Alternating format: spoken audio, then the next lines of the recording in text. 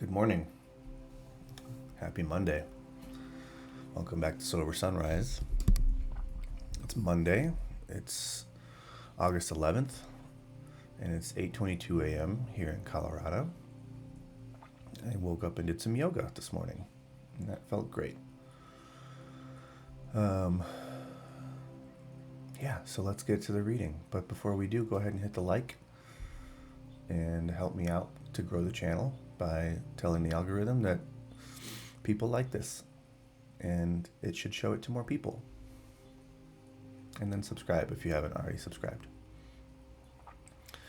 Okay, today's reading is called Removing the Ground Glass. I don't know what this is going to be about. I've never heard this term before. The moral inventory is a cool examination of the damages that occurred to us during life and a sincere effort to look at them in a true perspective. This has the effect of taking the ground glass out of us, the emotional substance that still cuts and inhibits. Okay? That's from As Bill Sees It, page 140.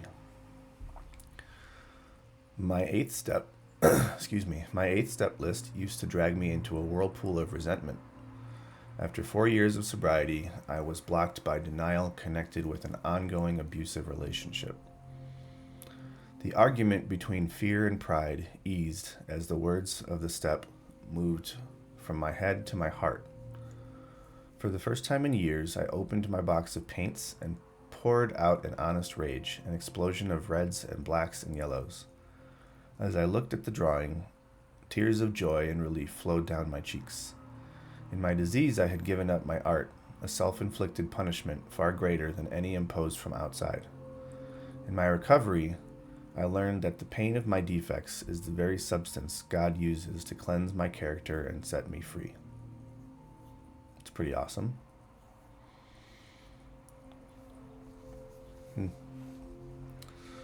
Yeah, this one's pretty cool. I like it. Let's go back to the top and go line by line now. The moral inventory is a cool examination of the damages that occurred to us during life and a sincere effort to look at them in a true perspective. So that's step 4, the moral inventory. You make a list of your resentments, persons, places, and things, institutions that you have resentment towards, and you examine them by understanding the role you played in the formation of those resentments. I don't think this person means, and this was, I guess, Bill writing this, cool as in like awesome examination. I mean like chilling examination of the damages that occurred to us during life and a sincere effort to look at them in a true perspective. Yeah, so the true perspective. Often when we have a resentment towards something or someone did us wrong, a true perspective and a chilling examination will reveal what we did to cause them to do what they did. And we're harboring this resentment toward them when really it was us who caused the problem in the first place. This has the effect of taking the ground glass out of us. The emotional substance that still cuts and inhibits. Yeah. It is like having ground up bits of glass inside. Death by 1,000 tiny little cuts on the inside, not on the outside.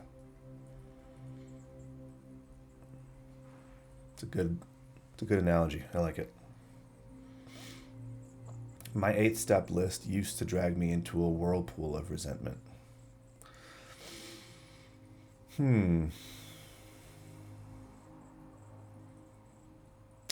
I guess I can relate to that. Yeah. Thinking about maybe some of the amends that I need to make, and maybe the reason for my procrastination is because deep down inside I'm still harboring a resentment that I need to analyze. It's not that I need to analyze it. I know what I did to cause it because I did my fourth and fifth step. So I need to go back and get past that procrastination and have the courage to just move forward with the eighth and ninth step for those people. But yeah, I can relate to the emotions that are being felt by this writer. It's still not easy to go admit you were wrong and not be like and not write it in such a way to say, I did this and this, but you did this and that, so it's even. That's not the point. Our pride wants us to do that, but our purpose is not to do that in this step. In the eighth step, our purpose is just to go say, I did this and this and this, and I'm really sorry. And if the other person says, thank you, yeah, that was messed up, but you know what, I also did this and this and this, and that was also messed up, so I'm sorry as well. That's like best case scenario. But that's, going in there hoping for an outcome like that is not healthy, because when that doesn't happen, what's going to happen next? Another resentment. Like, that's the opposite of the purpose of this step. So I have to make sure I don't go into any of my amends hoping or expecting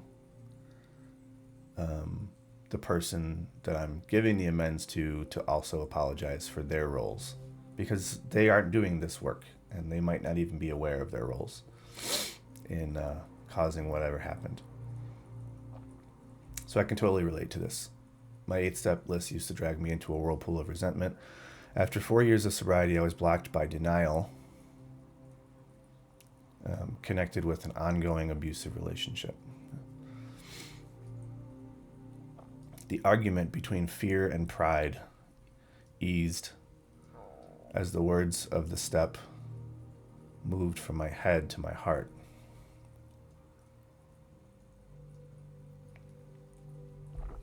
The words of the step. Let's read it. I'll read the short form version. Made a list of all persons we had harmed and became willing to make amends to them all. That's the short form. So the words of the step moved from my head to my heart. We became willing to make amends. Just to do our part. If they don't do their part, we can't control that, right? So becoming willing to make amends is a huge step. And yesterday the video mentioned another thing to be aware of that I have to still work on before I can truly perform my 9th step. So if you don't know what I'm referring to, go back and watch yesterday's, because it's really important. For the first time in years, I opened my box of paints and poured out an honest rage. Explosions of red, black, and yellow. I looked at the drawing, which to me should be a painting, no? Not a drawing. Anyway, semantics. As I looked at the drawing, tears of joy and relief flowed down my cheeks. In my disease, I had given up my art. A self-inflicted punishment, far greater than any imposed from outside. Yeah, I wonder how many of us have these self-imposed punishments, and we're still living with them, even maybe like this person 4 years into sobriety. Do I have any self-imposed punishments? I feel like I keep self-sabotaging in ways. Not to get into too many specifics, but with relationships, romantic relationships, with finances, I feel like I'm continually self-sabotaging. And it was suggested to me by a friend who knows me pretty well, and knows this pattern that I've been in since I started my sobriety of what appears to be self-sabotage. And he's the one who brought it up to me, like, you should really examine that because it's a bad pattern. And, we talked about it for a while. But so I wonder what other self-inflicted punishments I might be living with that I'm not even fully aware of, or, maybe something for you to think about as well. Self-inflicted punishment far greater than any imposed from the outside. Because we're still not healed fully. We're still harboring feelings of guilt and shame. And maybe getting through this 8th and 9th step will help some of those feelings go away, because we don't need those feelings anymore. In my recovery, I learned that the pain of my defects is the very substance my higher power uses to cleanse my character and to set me free. The pain of my defects is what my higher power uses to cleanse my character and set me free.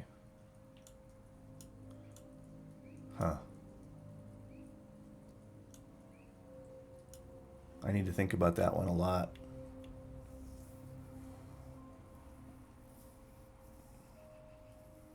Yeah, that one's not something I can just, off the top of my head, point to something as an example. I need to think about that one a bit. Because it's basically saying that it uses the pain to cleanse my character and set me free. So I need to think about that and how, if that's true, how it's working for me. If it's working for me, if I can relate to it at all. But yeah, a lot of stuff to think about in this one. It's pretty good. It's good for a Monday. It's good for any day. Let's just check in. 1,236 sober sunrises in the book now. Not videos, but just sober mornings for me. Coming up to another month on the 24th. So another 2 weeks and we'll have another month in the books. And I'm ready to do a final polish on my 8th step for my ex-wife. And I'm going to coordinate with her on when she would like to go over it. So I talked to my sponsor yesterday about that, and he said it was amazing, but a couple more things to think about and polish up, and then we're going to meet again on the 17th, he and I, and then that week will be the week that I do my first 9th step. So that's exciting. All right, that's it for today. Thank you if you've made it this far, thank you for sticking around and going through this with me. I appreciate you. And I hope you're having a great day wherever you are.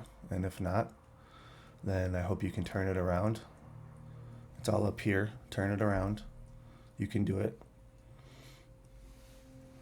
And whoever you are and wherever you are and whenever you're listening to this, you are worth it and you are enough and you can do this. You can get sober. You can live in recovery. You can do the hard work. If I can do it, you can do it. And I believe in you. And I love you, even though we've never met in person. Or maybe we have. Who knows? But I'm there for you. If you need anything, drop a comment, get in touch. And a lot of people out there willing to help you with this. So thanks again, and I'll be back again tomorrow morning. So have a great day, great night, great afternoon, whatever time of day it is, and just do the best you can, okay? Love you all. Bye.